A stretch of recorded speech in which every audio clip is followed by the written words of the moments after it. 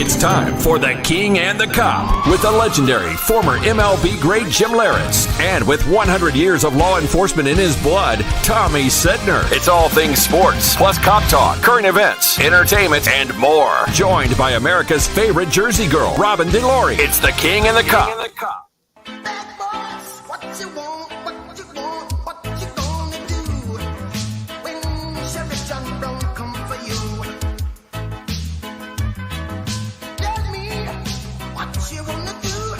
You gonna do? Yeah. Bad boys, what you gonna do? What you gonna do when they come for you? Bad boys, Good afternoon, New Jersey. It's September 30th, Friday. Thank God it's Friday. You're listening to On New Jersey, Lunch with the King and the Cop. I'm Tommy Sedner and the King, Jimmy Leyritz. Robin DeLory is off today. She is rehearsing for her October 15th appearance at the New Jersey Pack. New Jersey, you might be saying, Jimmy, why are we starting off with bad boys, what you gonna do? Today is the 37th anniversary of my 90th reclass of the Newark Police Department. 37 years ago, I got sworn in as a Newark cop. And very I nice. pay tribute to my brothers and sisters. I know it was one of the most exciting days of my life. You know, you count those days where your children, that goes without saying. It feels like nothing else. And then when Robin and I got married, it was surreal.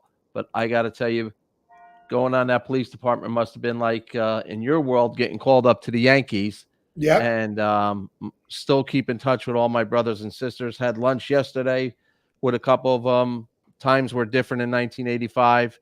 I think it was one of my father's proudest days because I was following in his footsteps, but I think he was more happy that I was just getting a job finally, that I had a pension and I was going to civil service work. But shout out to the 90th recruit class. I can't believe it's 37 years ago. Best time of my life. Best time of my life. Best cops that I could ever work for. Well, thank you for your service. Thank you for your service, TC. Well, thank you, pal. Quickly, Jimmy, and one other personal note that today, September 30th, I got to wish my daughter's mom, Judy, a happy birthday. Gugu is the grandmother to my 3 grandchildren. They're down in Florida, and they survived that damn hurricane safely in Orlando. They were in Orlando, but happy birthday. A shout out to her.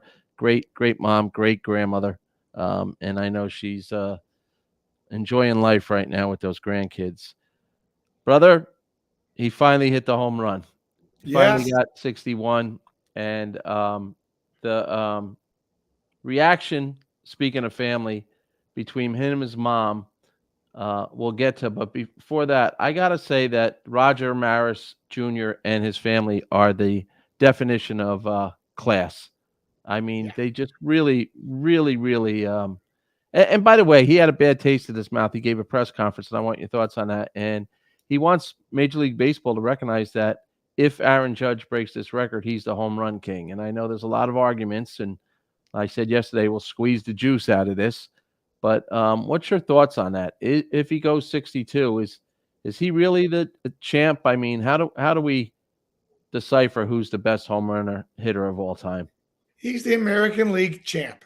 He's not the all-time home runs leader because unfortunately, or fortunately, however you want to look at it, Barry Bonds has 73.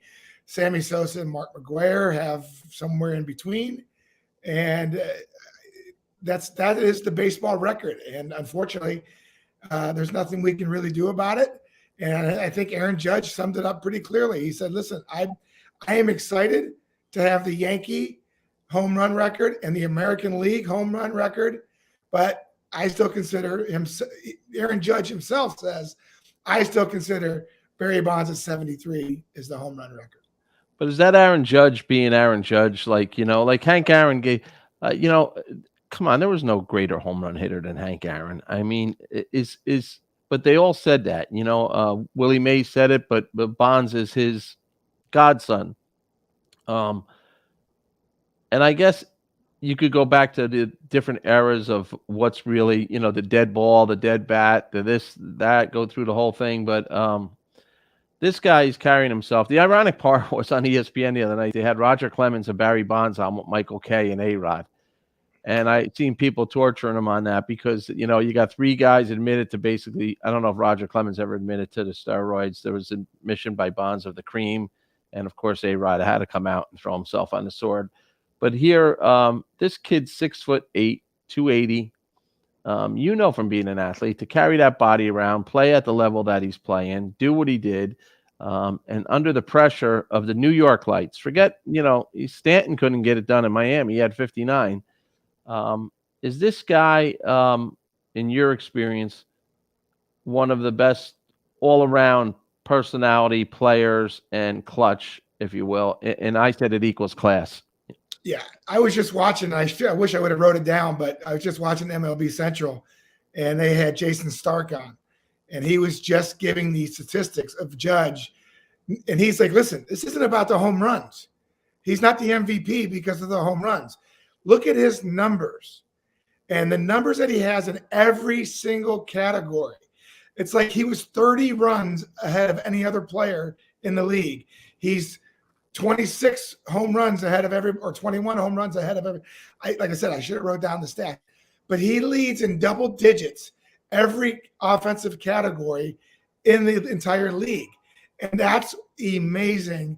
And that alone is why his season is so unprecedented. And Jason Stark even said, you know, yeah, it's exciting to watch the home runs, but the home runs is not why Aaron Judge is going to be the MVP. And by the way, he's also playing center field. I know. I mean, patrolling one of the greatest center fields of history with the Manals, the DiMaggios, you know, he's out there doing that too. You know, and speaking, and there is no argument in my book, and I know you agree, but Ohani goes 8 innings last night with a no-hitter. I was up late watching that, and, you know, the guy's a phenom, no doubt about it, but this year is not his year to be MVP. Yeah, it's listen, he's having a great year. He's having better numbers than he had last year. His batting average is up. His home runs are down. But he's got last year, I think he was 8-2. This year, he's got 15 wins. His ERA is lower than it was last year, 2.75 right now. I mean, there are things that Ohtani is doing that, yes, it's amazing. It is. Yeah. But what Judge is doing, only 2 players in the game have hit and led the league by so many runs and RBIs and home runs. The names are Babe Ruth and Ted Williams. Right. Like, as they say, Jimmy, no further questions. Are you kidding me? I mean, it's just insanity. And you know, this, I guess I'm getting caught up a little bit with the way he carries himself and handles himself. You know, I think they're definitely going to have to sit down immediately after the season's over and just make him a drop dead, knock him out of his chair offer. If they don't, I can't imagine the way the Yankee fans are going to feel. I mean, we're spending money on Apple and Prime and this and that, and everybody, you know, they can't. And this guy goes out and turns down $30 million and says, "No, I'll bet on myself this year." Not to be cocky, not to be obnoxious or greedy. He just felt like he wanted them to be a little more fair. Well, they're going to have to be fair. Are you going tonight? Yes, I am. Do you think MLB will be there to recognize him if he hits 62?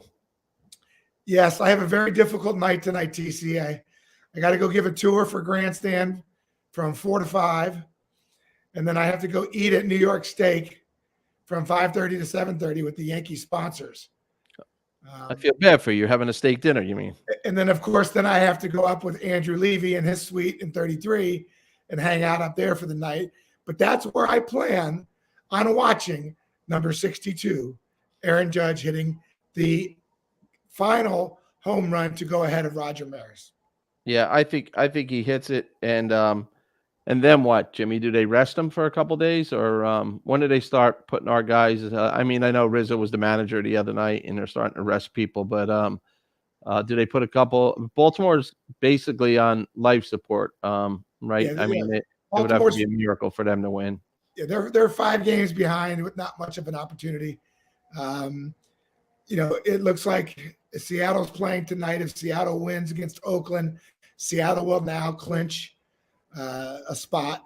So you already have the Blue Jays already in there. You know, unless, of course, again, anything can happen, but they're not losing 7 in a row. Yeah.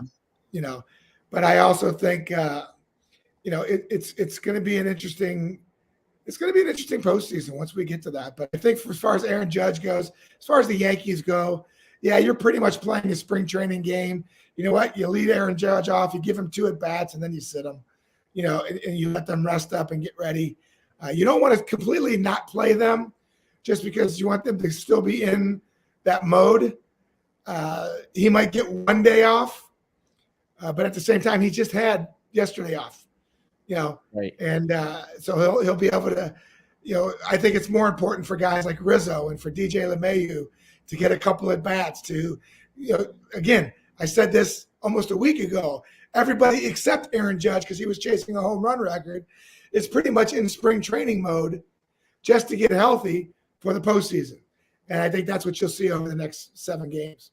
Well, I see they activated DJ to see if he can test the waters, and then it'll have to be a decision for a playoff roster.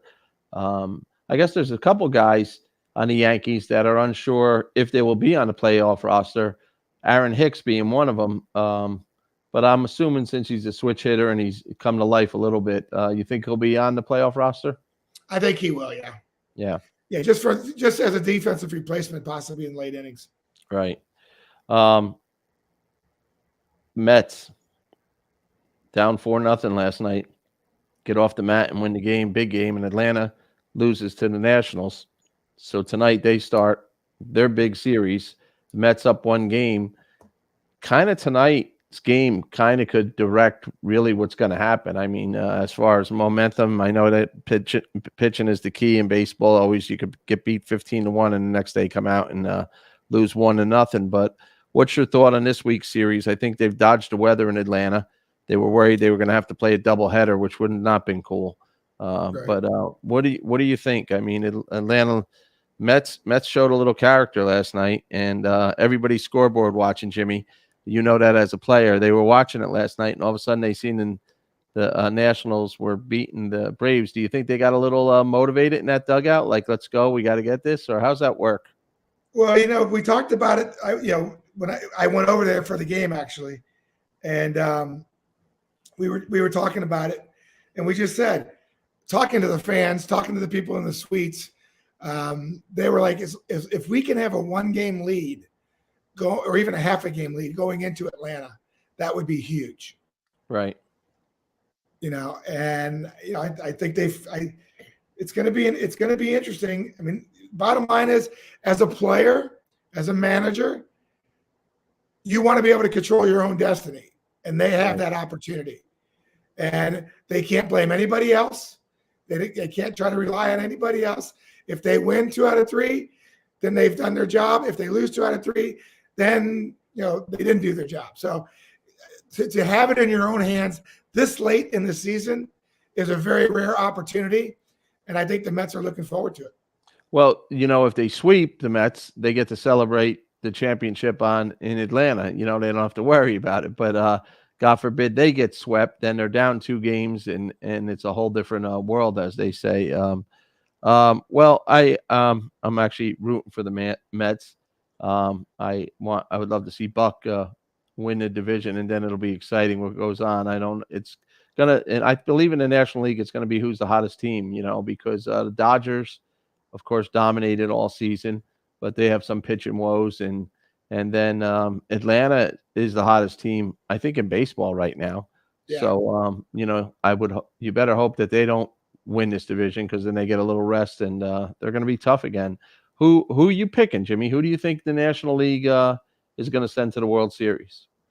Well, with what you just said right there, if the Mets do not have to play the 3-game playoff to get in to the NLDS, then I think the Mets have a great shot, because if you got DeGrom, Scherzer, and you know, Bassett and Walker, even all 4 of those guys are throwing the ball better than they have all season. And then I think the Mets bullpen, of course, with Diaz at the back end, they have to be looked at as being the biggest threat, I think, to anybody. And if Atlanta has to play the 3-game play-in, they're at a huge disadvantage. Yeah, I agree with you. So let's hope the Mets get off to a rocking start tonight and set the foundation for them to win this damn division already. Again, the Judge has been stealing all the New York media. You don't even hear that much about the Mets and where they're at. So maybe that ramps up now that the Yankees clinched. And if Judge hits number 62, maybe the attention will be on the Mets.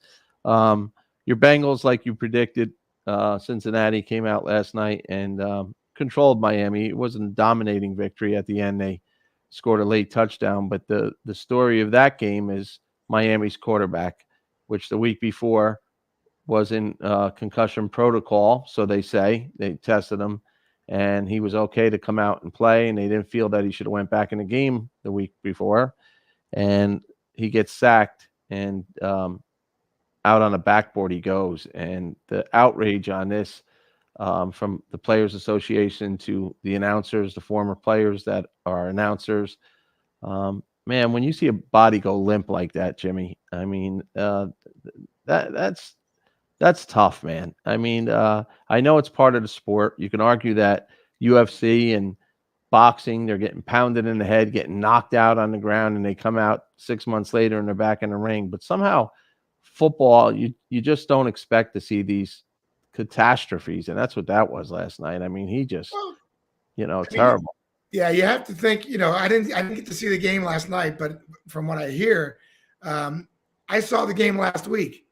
And when he was on the field and having to be held up by his teammates, and you could just see he had no leg, you could tell that he was concussed. There's no way in hell you can tell me that he was not.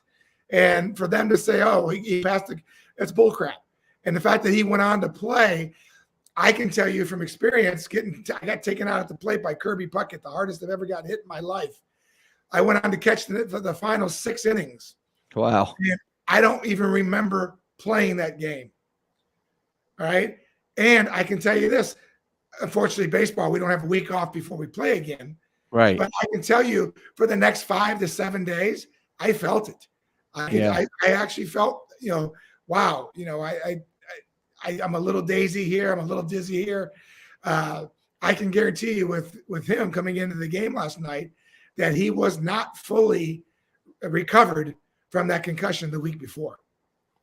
Well, when last week, when he gets up and he buckles and goes to collapse and they grab him, the argument of all the former players and announcers from last night, they're saying there's spotters up in the booth so that they can signal down to the doctors, hey, this guy doesn't look good. Because, you world-class athletes, you guys are great at faking it, if you will, just to stay in and because you got the heart. But how do you see that over and over on a replay and then decide that this guy is all right to go back in? And then this week you put him back out there, and sure enough, right in the beginning of the game, he didn't take a shot to the head. He got thrown to the ground like a whiplash. And boy, I'll tell you, it was tough to watch. It was definitely tough to watch. But I will say this in defense of the Dolphins. If he did come off the field, like you just mentioned, this is a world-class athlete. When I came off the field after being knocked down, I caught 6 more innings. I obviously looked good enough to my coaches, even though the next day I couldn't remember it. As a world-class athlete, as a good athlete, you can, when he came off the field, he may have been able to fool them to a point of maybe the concussion protocol isn't quite as good as we think it is. Yeah, well, Jimmy, you're 100% right. But here's the thing. That's what they're put in position for when they see something like that. Me and you've seen it, and we go, all right, this guy's cuckoo for Cocoa Puffs right now. He's got to stay out of the game. It's about the visual, too. It's not about his answers to your questions in the blue tent on the sideline. And we know for a fact that this is a little more serious than you were a catcher and you took probably countless headshots. I know that from foul balls. But when these guys are retiring and they're passing away, committing suicide, committing domestic violent acts against their loved ones, and then they do an autopsy on their brain and find out what happened to these guys, there's no room for error anymore. There's no room for error. It's just that simple. So when the spotters or whoever are up in the booth and they're looking, they see this guy's knees get weak, like a boxer who, when he's in trouble, you see his legs go first. come on, man, right there, this guy, you don't need to ask him a question. He needs to go right to the locker room. And so Miami's getting criticized for that. I think there's going to be, hopefully he's fine and he's going to be okay and he's going to be able to go. I don't know what the mental part of that is. Every time he goes underneath center now, is he going to start getting happy feet and worry about getting another headshot? It's possible. But the days of the tough guys are over. And some tough guys weren't talking about it last night, that they thought it was the right thing to do back in the day and show loyalty to the team and get back out on the field. But when they see their brothers later in life, they can't even put a spoon to their mouth. They're taking it a lot more serious. So good luck to him. The Jets are playing my Steelers this week, and both teams are really in a pathetic stage, if you ask me. The Jets surprised the Bengals a couple weeks ago, but then they look like a team that hasn't played football in a while last week. We'll go. There's a lot of good games this week, but what's your thought? Will the real Jets stand up, Jimmy, or will the Steelers, which is a proud franchise, they're struggling with their quarterback right now? We talked about it early in the week. Big Ben's gone. Who do you like this week in that game? I'm going to actually, not just because you're a Steeler fan, but I'm going to pick your Steelers to bounce back. Yeah. I like Mike Tomlin too much. And, I think, listen, they're in a transition phase right now. And that transition takes a while. And when you don't have, like I said, when you have Big Ben there, you got somebody that can hide your weaknesses. Well, you got another head coach on the field. Right. Literally on the field, now. But you're right. I think Mike Tomlin outweighs the Jets coach right now as far as getting it done, even if you're going through a transition. But, again, we always talk about it. Rob and I live a mile away from the Jets training camp. Their quarterback's coming back, but they just don't seem to be prepared. I mean, last week, the coach and the offensive lineman got nose to nose and almost got in a punch out on the field. The Jets players aren't happy the way they're being prepared. And already, people are getting antsy, like, we need a real head coach. We need a name head coach. We need a Sean Payton. We need this guy. We need that guy. I don't know. It's you always talk about it when you go 0-3 or 1-4. As a New York, New Jersey fan, you're out of the playoffs for the most part already. Yeah. And it's tough. Unfortunately for the Giants and the Jets the last few years, by week 4, we're looking for somebody else to root for. Yeah. And the Giants are playing the Bears, two of the oldest, proudest franchises, which is always a fun game. I think the Giants will be ready. I think the Giants defense looks outstanding. The quarterback was running around for his life last week. I don't think I think they're going to be more prepared, but we'll see. I believe, the Giants, I think, are in a lot better shape as far as administration, coaching, and players than the Jets are right now. So, but the Bears are tough. You never know what you're going to get with the Bears, though. Another team that's it. Yeah, that's a team that I think for the last few years we've been trying to figure out. I mean, it's And then, as you have it, you have different. I'm wearing my sweatshirt today. The GOAT, number 12 here. He's coming off a loss. He's struggling. What's your thoughts? They are going to play the game, I guess. Let's stop for a minute with the football. Ian did do a job on the state of Florida. There were certain parts that it was target this hurricane. But there's a lot of people that are suffering right now. Fort Myers, which I know you're familiar with, got destroyed. It missed Tampa a little bit from a head-on, but these people out in Florida, I think there's almost 3 million people without service. I don't think they got the count yet as far as deaths go, but and they won't for a couple days. But boy, Mother Nature, Jimmy, you want to talk about the toughest person in the world? It's Mother Nature. You can only do your best to prepare for it. The Weather Channel's on all day saying, "Oh, it's coming here, and boom, it makes a turn, which nobody could predict. And then they were moving people from Tampa to Fort Myers to be safe. Yeah. And then Fort Myers got hit head on. So I was nervous because my kids were down in Orlando. It worked out for everybody. They said it was kind of eerie. but Orlando was centered to get a little more beat up than they usually would, but then it turned, and Well, that's the one thing about hurricanes, and I only know that from living down there for 25 years, is when they hit land, they're unpredictable. right. They can either pick up, they can slow down, they can turn. The land is the key to directing these hurricanes maybe a different way. And most of the Floridians in the middle of Florida and the east coast of Florida got really, really lucky that storm did make a little bit of a turn and also weaken itself. We'll do football. We'll get back to football in a little bit, but I got to tell you, I had an interesting conversation with Bat Boy from the '60s, Anthony Florio, and we're going to have him on the show next week.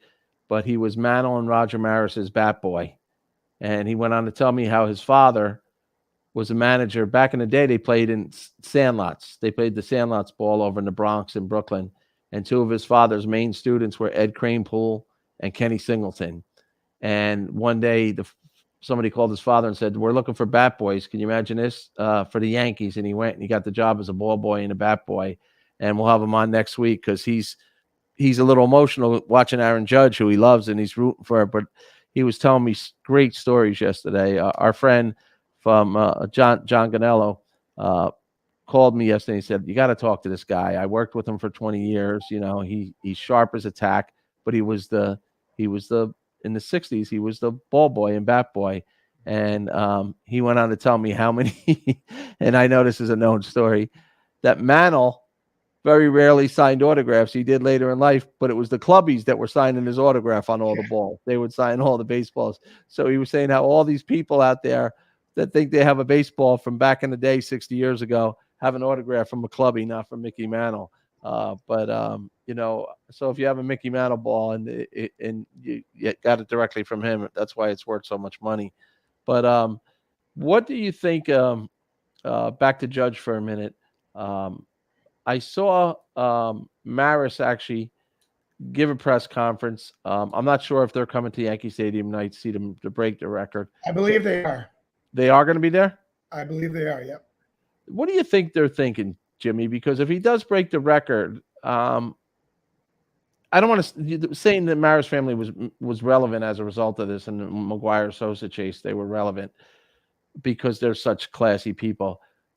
What do you think they're feeling right now? I mean, is there closure there? I mean, or Maris will now just be mentioned as an afterthought? I mean, no, I think Roger Maris will always be Roger Maris. Billy Crystal did a great job with the movie 61. That's going to be cemented in history forever. And of course, the situation of Mantle and Maris chasing the record together makes it even more will be remembered. But yeah, I think there's a part of it that says, will they ever be invited back to Yankee Stadium in a situation like this again? And probably not, because the new record is going to be held by Aaron Judge, who in 20, 30 years, when somebody's chasing his record, his family will be invited back to watch the chip. So I think this is the Marises will always be part of the Yankees just because Roger Maris is a cornerstone New York Yankee. And like you said, their family has always been involved with the Yankee family. So I don't think that stops. But I do think, in these type of situations, unfortunately, there is an ending to it. Yeah. And, I hope they get continue to get the respect they deserve. I hope they'll be there tonight. We'll go to commercial in about 30 seconds. But I want to say I hope, again, because I know we're going to do some football on the other half and talk about a couple other things. I hope that Major League Baseball, I just don't feel like they're making a big enough deal of this. The players are, the analysts are, but where's MLB office, or were they just waiting and he comes out and breaks the record? And maybe that's the case tonight. They'll be there. The commissioner, do they stop the game? Do they give them something? I don't know. Remember, this commissioner wants to put both leagues together. He doesn't want American League and National League. Right. So he's not recognizing this as the home run record. He's recognizing this as, what an American League record, which is he doesn't want an American League. So, I mean, so to me, I'm curious on his true feelings of what he thinks about if Aaron Judge breaks Roger Maris's record. Yeah, because I didn't even see a statement from him. Not even a congratulations from the front office. And I might have just missed it, but I didn't see anything. So let's go to commercial break, Jimmy. When we come back, we'll touch on more Jersey stuff and some NFL stuff you're listening to and watching on New Jersey. Lunch with the King and the Cop. Caffeina. Boost, replenish, hydrate. Caffeina with your meeting, with a workout, on the go, to keep going, with a meal, with friends. To kickstart your day, Caffeina, Amazon's best-selling caffeine-infused spring water, 7+ pH balance, electrolyte enhanced. Taste pure spring water. Feel the charge. Caffeina, Jimmy, the choice that we drink here on the air all the time. We have it next to us. I love it. I always say the same thing. My favorite is black cherry on ice. I know you're a big fan.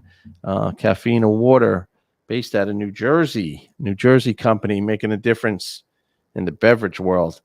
Hey, Jimmy, you got the Bills and Ravens this week. Great game. You have the Patriots and Packers. Another great game. Chiefs and Buccaneers. Is the GOAT going to bounce back in that game? That's going to be that to me, that's the primetime game, the Chiefs and the Buccaneers.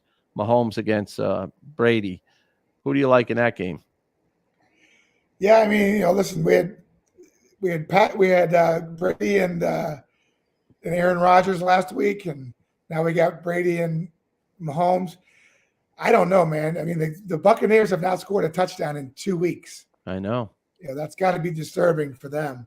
And like you said, the Chiefs, crapped the bed last weekend. So both these teams are going to look to bounce back. I give more an opportunity. I still think Patrick Mahomes is one of the elite quarterbacks in the league, if not the elite. Tom Brady, though, you can't ever count against him. The guy knows how to win. So I think you're right. I think that's going to be a big, big game. But I'm also I'm really intrigued with the Philadelphia Eagles. They're 3-0 right now. You can't for our South Jersey people. That they want to hear that, but our Giant fans, North Jersey here, don't want to hear that. I know. I'm a huge Giants fan, but I'm watching these Eagles and I'm going, holy crap! I wasn't even looking at them beginning of the season, and oh gosh, we better start paying attention to these guys. They're 3-0. Yeah, and they're playing the Jaguars, who are not, they're not one of the better teams, and not to say as they say any given Sunday, but they're not one of the better teams. The other game that's interesting this week is the Bills and Ravens. Both of them come off a loss last week. The Ravens really come off a bad loss against Miami because they were controlling that game. But again, you turn the TV on just to watch these two quarterbacks. I mean, they're really so. This is going to be an interesting game. But I like Buffalo bouncing back. I do too. I think Josh Allen will bounce back this week. I like the Ravens, but they're too unpredictable for me. They're, the talent that they have should not be getting beat like this. No. But for some reason, it just never transpires on the field. And then you have, I'm looking here. I'm sorry for looking down at the Packers Patriots, and Belichick's not used to this, but Aaron Rodgers. I say this is Aaron Rodgers against Bill Belichick. He's a defensive legend, wizard, coach. So will he be able to stop the Packers? And truthfully, last week Aaron Rodgers didn't light up the field that much either. Him and Brady went back and forth, and it came down to the game. It was a low-scoring game. So we'll see what goes on there. But other than that, it's your usual suspect games. The Rams are playing the 49ers, which is a little rivalry. The Rams bounced back last week, but I don't know. I've got to say that I'm also surprised at the Cleveland Browns after all the controversy they've gone through with Deshaun Watson leading up to the season. For them to be in first place in their division, we may have to keep our eye out for the Cleveland Browns also. I think you're right, but I think that division is one of the weaker divisions where it's usually one of the stronger divisions now. Well, I shouldn't say that. The Ravens are are there. And yeah, you're right. I mean, Cleveland's playing good.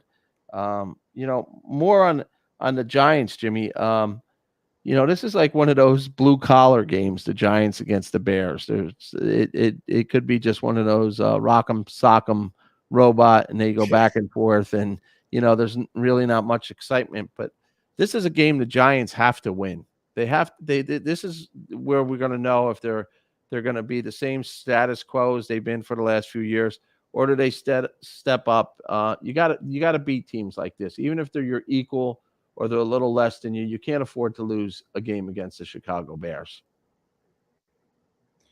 Yeah, I mean, it's a game that they should win, and but like you mentioned last week, you got Daniel Jones running for his life. Yeah, I mean, this poor guy, and I want to give him a lot of credit because he threw on the run better than any quarterback I've seen in a long time. Yeah. I wasn't criticizing him. I never seen anybody run like that from sideline to sideline. Right.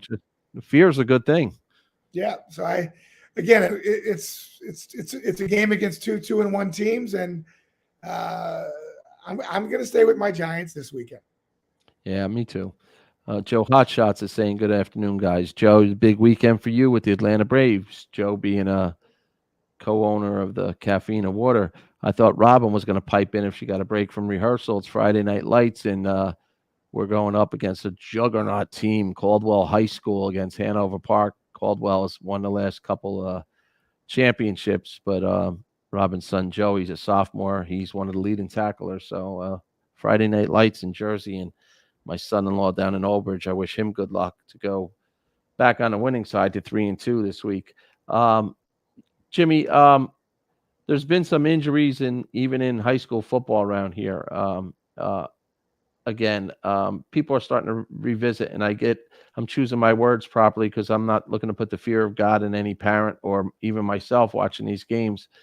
But I'm not sure that our high school, after watching the pro game last night, I'm not sure why, with all the taxes we pay, maybe we better start budgeting some money for having the best equipment on that football field too for these kids, and protecting our kids like the NFL is trying to do and like college is trying to do. I'm not saying we don't have good equipment, but the headshot thing's starting to bother me again when I see these world-class athletes, getting hurt. And then in New Jersey, we had a death, and we had a kid that I believe was paralyzed last week. And far and few times does this happen. But when it happens, I hope we take advantage of bringing more awareness to it and protecting everybody better. You grew up raising 3 boys, and you're a world-class athlete. But there had to be times where you winced when they were out there doing something, because you don't care what happens to yourself as a player, as a father. But when it's your boys out there playing or your girls competing, you're looking at it from different eyes. Yeah, no, I was very fortunate that none of these boys wanted to play football. So I never really had to deal with that situation. But my daughter was a cheerleader. My actual first high school game was going to watch my daughter cheerlead.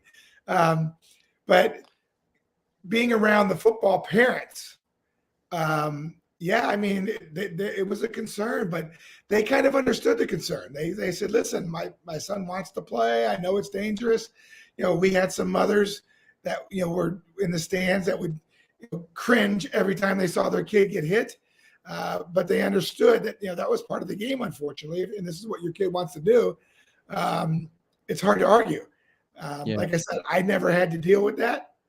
But I was also a guy that, I'd rather play basketball than football. And when I broke my hand in 8th grade, I swore off. I missed my basketball season. So I swore off football in high school.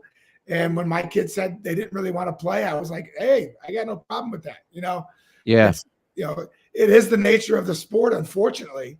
It's like if your kid grows up and wants to be a boxer, I know what he might be like when he's 40, 45 years old.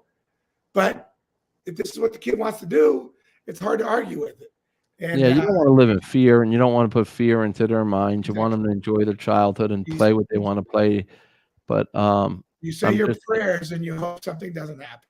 Yeah, but now I'm getting to the point in my life where I guess maybe it's because I got grandchildren, and I'm saying, yeah, I'll say my prayers, and I hope that's good enough. But if I have to say my prayers that they're not going to get hurt out there, should I be encouraging them to play? I don't know. Or like you, something happens early in your eighth grade, and you go, all right, enough with that. I'm a great baseball player and a great basketball player. I'm not going to sacrifice those two as a result getting hurt.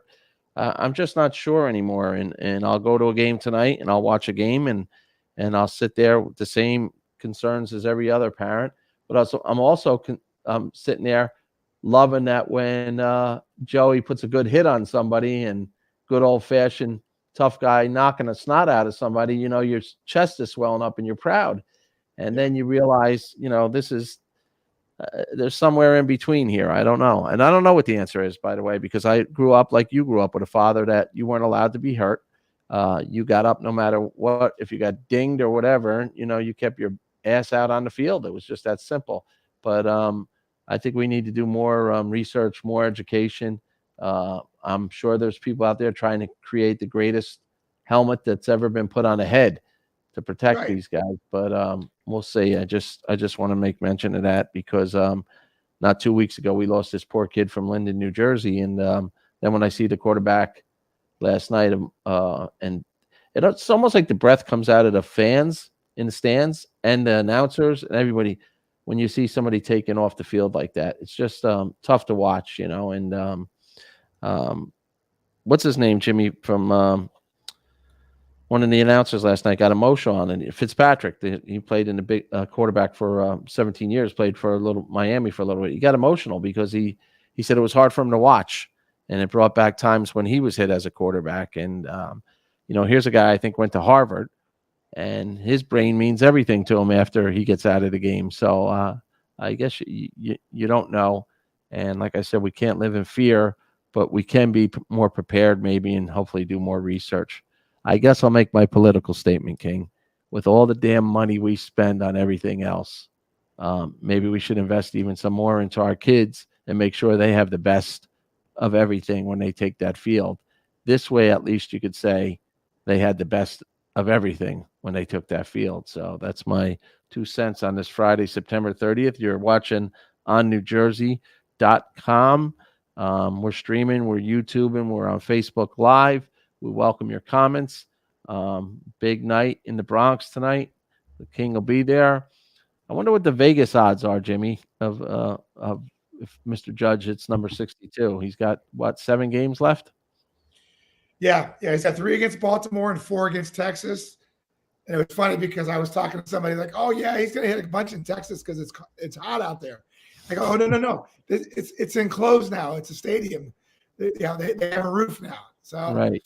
You don't have it. I don't know, and if they'll have it open or closed.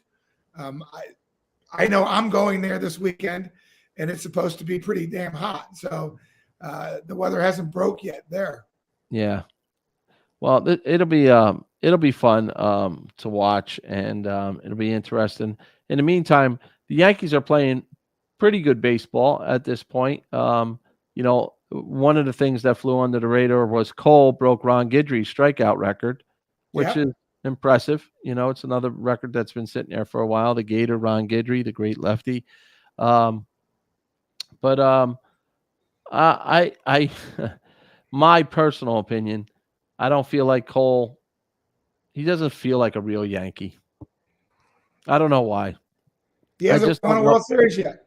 Yeah, maybe that, or maybe he's a great guy. I don't personally know him. I know you know him, but he just comes across with that like baby attitude at times, or I don't. Well, unfortunately, being in New York, everything is under the microscope, and unfortunately for him, he started opening day with yelling at Billy Crystal to hurry up and throw out the first ball. Right. And then goes out there and gives up a home run and. There's been 7 or 8, maybe 9 instances where he has done something like that to Pout, and then the next pitch gives up the home run or somehow loses the game or gives up something, and it doesn't sit well in New York. No. It's New York is one of those things. Hey, you know what? Get pissed off, and then get hard, throw harder, then do something else. There's only been one time this year that I really thought that Garrett Cole was going to turn that perspective that he has of who he is when we played the Red Sox for the first time. And because Devers had been hitting the ball good against us, he actually knocked him down the very first pitch. And I thought that, and it set a precedent. It was talked about all weekend. And I was like, okay, great. Here's the guy. He's finally getting it, what it means to be in New York, what it means to be a Scherzer type pitcher, a pitcher in this league. Yep. And then, of course, the next week he totally disappointed. So, hey, speaking of that, last night I watched the Netflix series, the documentary on Nolan Ryan. Have you seen it? Oh my God, one of the greatest documentaries I have ever seen. I was blown away by it.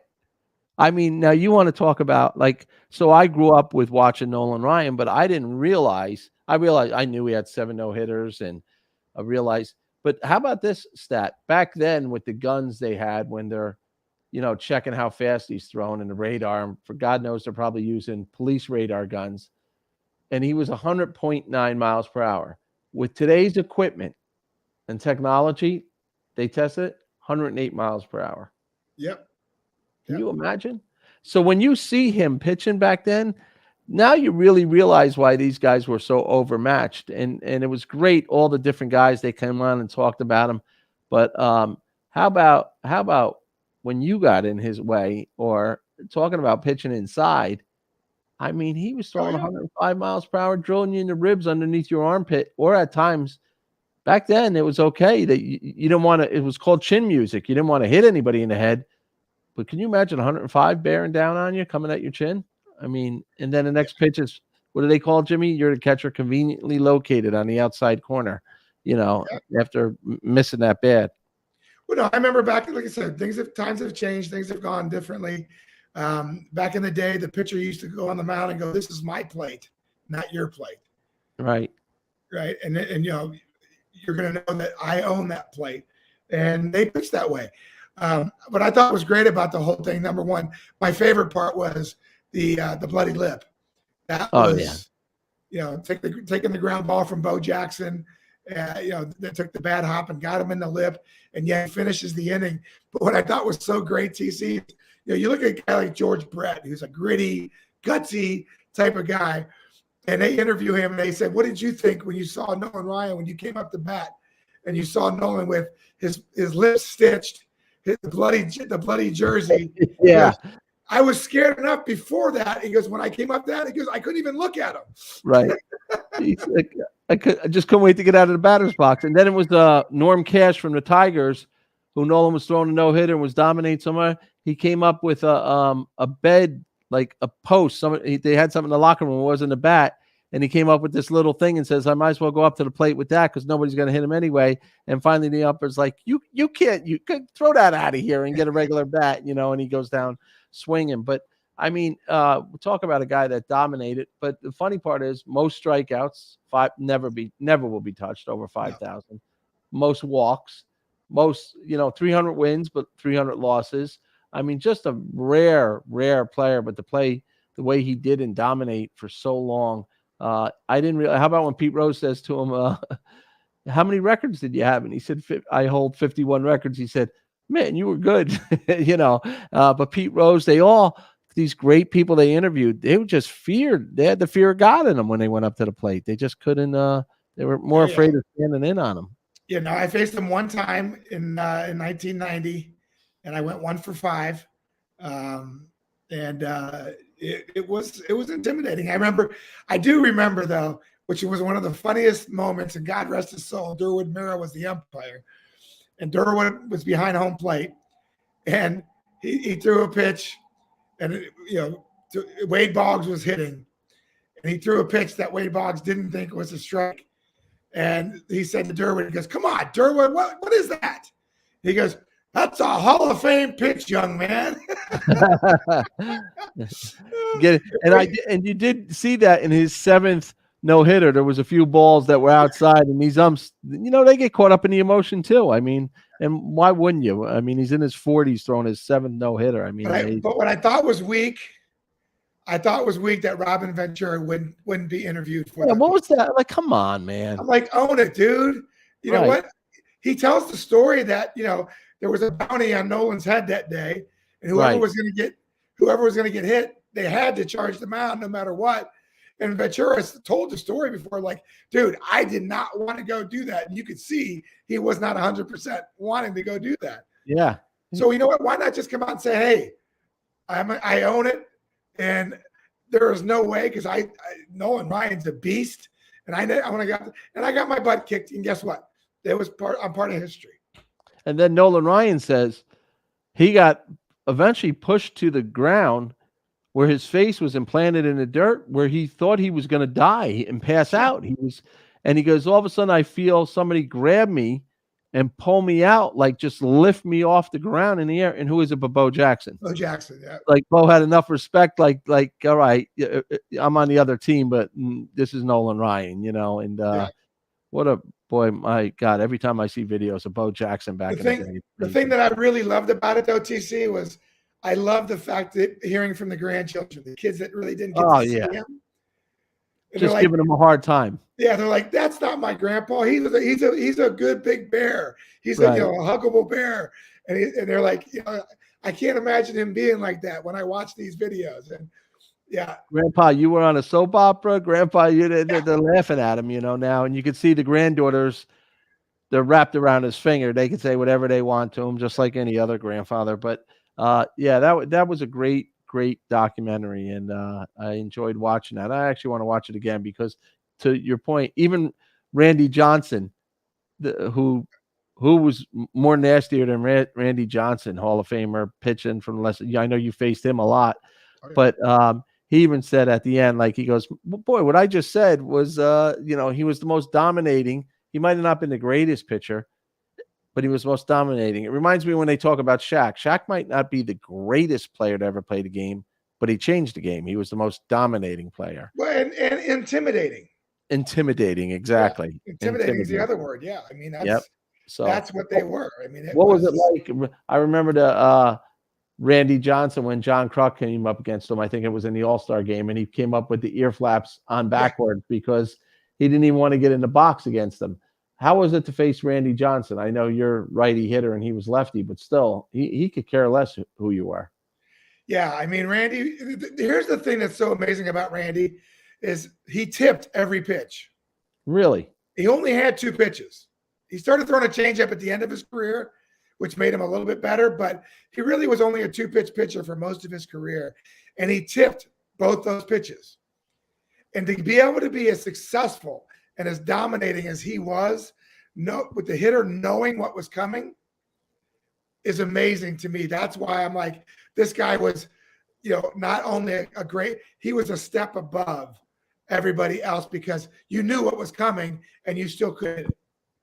Right. Well, that's like your guy Rivera, right? Everybody knew it was coming, and they just couldn't figure it out. And it felt like every time they thought they had it timed, it came in on their hands even a couple more inches or something. So that's what makes these guys so great. But yeah, that was good to see. And I love that President Bush was on, giving him a hard time, because President Bush, as you know, owned the Texas Rangers. But he just thought the world of him. And at the end of the day, Nolan Ryan, then he went on to be president, I think, of both Houston and had some times in the front office with Texas. But he calls himself a country boy. And I the other thing I got a kick out of was when he came home after winning the World Series with the Mets, he had to go to work. He worked 2 jobs. These guys had to work. They didn't even it wasn't like baseball related work. They were working, and he always thought he was going to be a cattle guy. And so now he lives on this big ranch out in Texas, and he's just a good old boy. And the cool thing was, I loved his wife, the way they were high school sweethearts. And she said it once, she said it a few times. She goes, I didn't care where we went. I don't care who we became, because she was told, you're going to have to share him with the world at a certain point. She goes, I don't want to share him with the world. He's my husband. And then at the end of the day, she goes, I don't care. I just want to be with him. And she was a great athlete. She was a great tennis player. Yeah. And the granddaughters and the kids say that she was more competitive than he was. Right. That's the one that kind of pushed him to continue to play. So pretty cool stories. I know the Met fans joke around. That's it's almost like the Babe Ruth, the Red Sox getting rid of the Babe. They got rid of Nolan Ryan, the Mets. But, and I also didn't know that he was the first $1 million paid player. Oh, I didn't know that. I remember seeing that, but I didn't. Yeah. He was the first one to make $1 million a year in a game. And so the Houston owner wanted to cut his salary by 20% after he won 20 games. And Texas made him, the first millionaire paid player. What do you got this weekend? We got a few minutes to go. What's the plans? Yankee Stadium tonight? Yeah, I'm actually going to be at Yankee Stadium tonight, doing a tour, then doing a suite appearance. And then I will be getting up at 3:30 a.m. to head to Fort Worth, Texas, to go to my parents' weekend at TCU with my daughter and my wife and my other daughter. And then I'll be back on a plane Sunday night, heading right back here to get ready for the final 4 games of the season and the postseason. And of course, my Giants. And, and of course, the great thing is last night I sat there and watched my Rangers warming up for this season against the Devils last night. They played each other. I know. But it's a little soon. I feel like they just got done playing. I know. It's crazy. It's crazy. I mean, Robin was at the Garden as a new Ranger fan, and then the next day was a Jersey Devil fan, and the next night she was a Tampa Lightning fan. But I'm not ready. I'm not ready for hockey yet. So I'm getting ready to spend one more month up here, and at the end of October, I do head back to California for the off season, and I'll be back periodically, but I'll be coming to you after October live from California. Yeah, I feel bad for you. We're going out there in a couple weeks.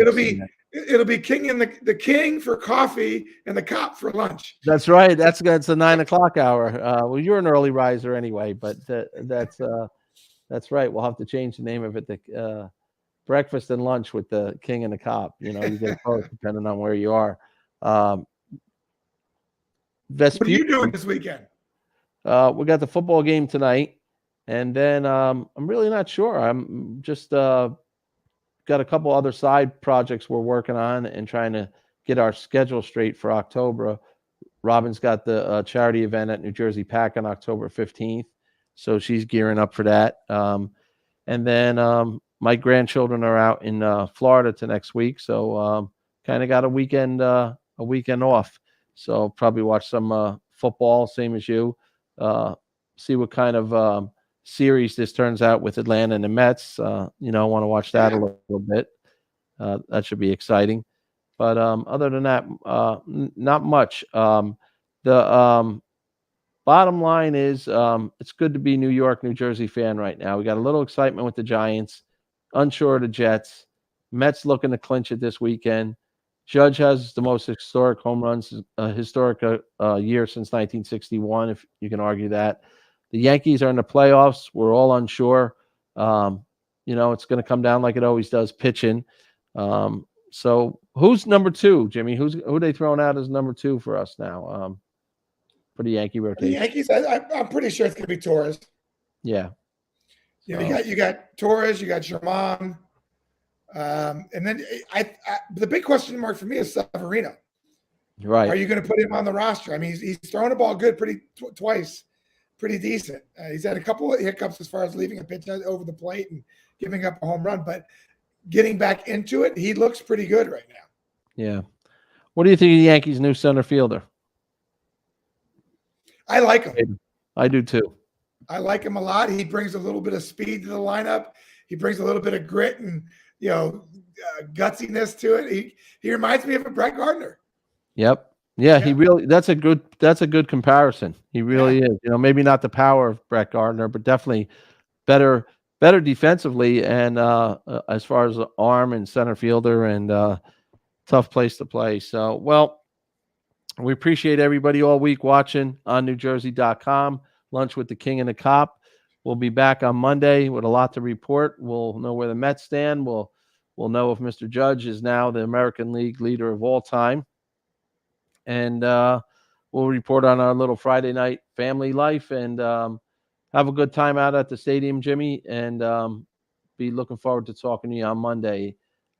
Everybody stay safe. Have a great weekend. I'm Tommy Setner for Jimmy Leyritz and Robin Delory, and we'll see you on Monday at noon, lunch with the King and the Cop.